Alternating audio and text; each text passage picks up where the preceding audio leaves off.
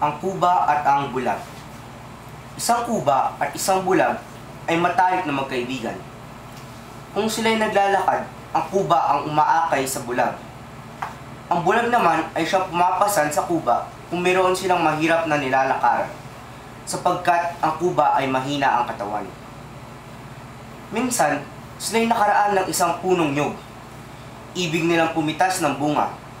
Datapwat, hindi nila malaman kung sino sa kanila ang aakyat sa puno. Sinabi ng bulag na hindi siya makakaakyat sapagkat hindi niya makikita kung alin ang pipitasin. Yamang may mga mura ang mga bunga. Ang kuba ay hindi rin ibig umakyat dahilan sa kanyang kahinaan. Datapwat, malaki ang pagkagusto nila na kumain ng nyog. Kaya sa katapusan ay sinabi ng kuba na siya ang aakyat. Upang huwag kang manakawan ng mga ilalaglag kong mga bunga, ay bibilangin mo na malakas ang kalabog sa lupa na ilalaglag ko upang aking matandaan ang bilang. Isa, ang sabi ng bulag. Sinabi sa kanya ng kuba na siya ang kumalabog at hindi ang nyog. Umakyat ka uli.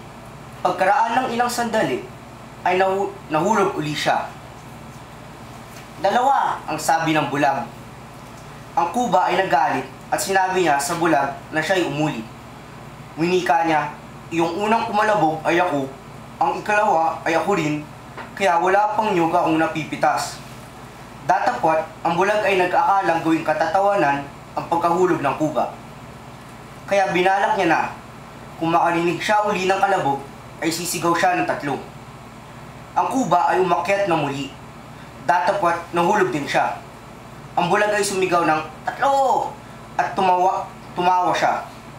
Ang kuba ay nag-init sa galit. Nilapitan niya ang bulag at kanyang sinampal sa mukha. Ang sampal ay tumama sa mga mata ng bulag at dahil dito ay nadilat ng kanyang mga mata. Upang magiganti siya ay sinipa niya ang kuba. Tinamaan niya sa likod at dahil dito ay naunat ang kanyang likod. Silang dalawa ay natuwa sa nangyari at lalong tumibay ang kanilang pagkaibigan sa halip na magkasira sila.